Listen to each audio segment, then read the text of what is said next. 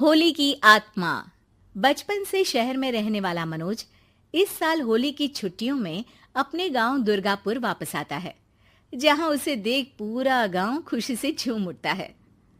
जब गया था तब इतना सा था और अब देखो कितना बड़ा हो गया है। हाँ सरपंच जी, जब मैं गया था तब आप भी बहुत जवान थे और अब देखो कितने बूढ़े हो गए हैं आप। चला चलो बढ़िया है, बच्चा घर वापस आ गया। इसी खुशी में आज रात पार्टी होगी।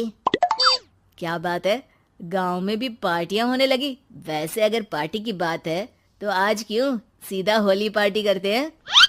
होली पार्टी की बात सुन चहल पहल में अचानक सन्नाटा छा जाता है, जिसे देख मनोज को कुछ अजीब लगता है। लेकिन तभी सरपंच बात पलट देता है। अब बहुत देर हो गई, चलो सब अपने घर चलो, पार्टी के बारे में कल सोचेंगे। मनोज भी मम्मी पापा के साथ घर आ जाता है, पर होली पार्टी और उस पर पूरे गांव की खामोशी वाली बात अभी तक उसके जहन से निकलती नहीं। पापा, होली पार्टी की बात पर सब चुप क्यों हो गए थे? अरे होगी उनकी कोई अपनी बात, मुझे गांव की पंचायती थोड़ी पता है।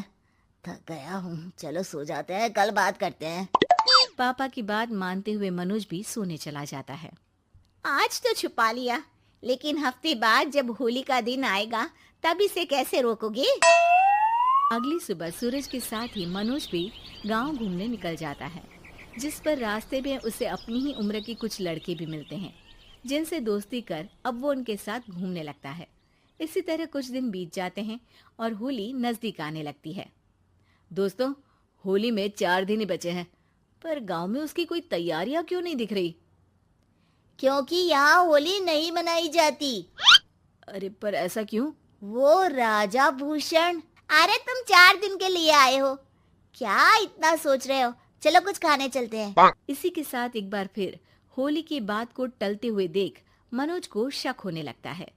वो घर पहुंचते ही इंटरनेट पर अपने गांव और राजा भूषण के बारे में जानकारी निकालने लगता है। क्या? मुझे आज तक ये नहीं पता था। ऐसा कैसे?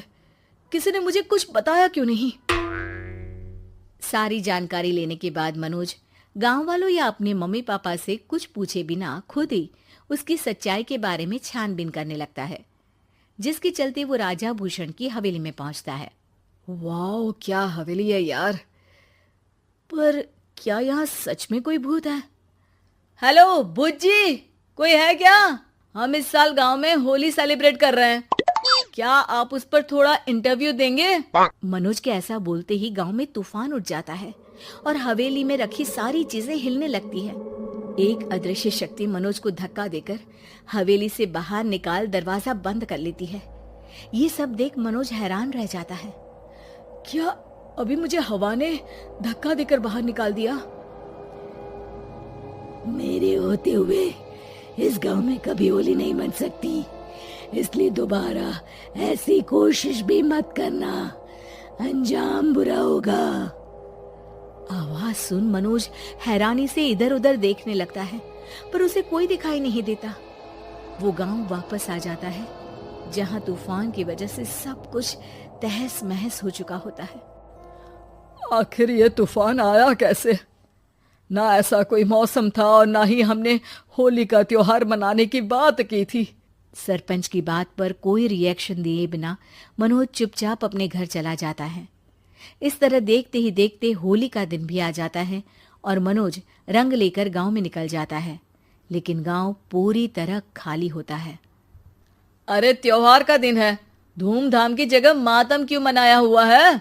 मनोज की आवाज सुन सब अपने घर की खिड़कियां खोल के घर के अंदर से ही उसे वापस जाने के लिए कहने लगते हैं, पर वो किसी की नहीं सुनता।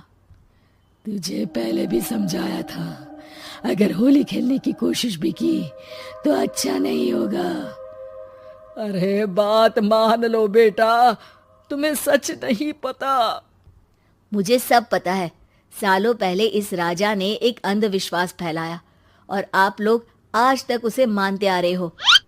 अरे बेटा, जब तुम पैदा भी नहीं हुए थे उससे भी बहुत पहले से इस गांव पर होली का श्राप है। अगर गांव में होली का त्योहार मनाया जाता है तो प्रलय आना पक्की बात होती है। राजा भूषण इस सब में नहीं मानते थे और त्योहार मनाने लगे, जिसके चलते होली वाले ही दिन पहले उनके बेटे की और फिर उनकी मृत्यु हो गई। तभी से गांव की रक्षा के लिए उनकी आत्मा उस हवेली में रह रही है। सबकी बातें सुन मनोज उलझन में पड़ जाता है। सोचना भी मत मनोज, अगर तुमने इस परंपरा को तोड़ने की कोशिश भी की तो उसका परिणाम इस गांव और गांव के लोगों के लिए अच्छा नहीं होगा। मुझे भी यकीन नहीं हो रहा कि आप लोग एक बेतुकी बात को मानकर सालों से रंगों के त्योहार को मातम की तरह मनाते आ रहे हो। मनोज किसी की कोई बात ना मानते हुए पूरे गांव में रंग बिखेर देता है, जिसके तुरंत बाद वहां तूफान के साथ बिजलियां गरजने लगती है। अचानक मौसम में ऐसा बदलाव देख जहां मनोज कंफ्यूजन में आ जाता है, वहीं गांव वाले डर से सहम जाते हैं।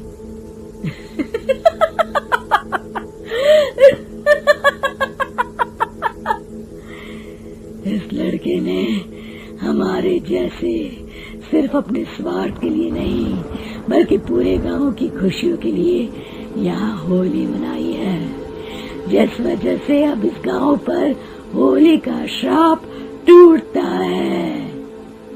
ऐसा बोलकर राजा का भूत वहां से गायब हो जाता है, जिसके बाद गांव के लोग धूमधाम से होली मनाते हैं। खुशियों के रंग गांव में बिखरे ही होते हैं कि अगली सुबह अचानक मनोज कहीं गायब हो जाता है और एक बार फिर गांव में होली का नया राज शुरू हो जाता है।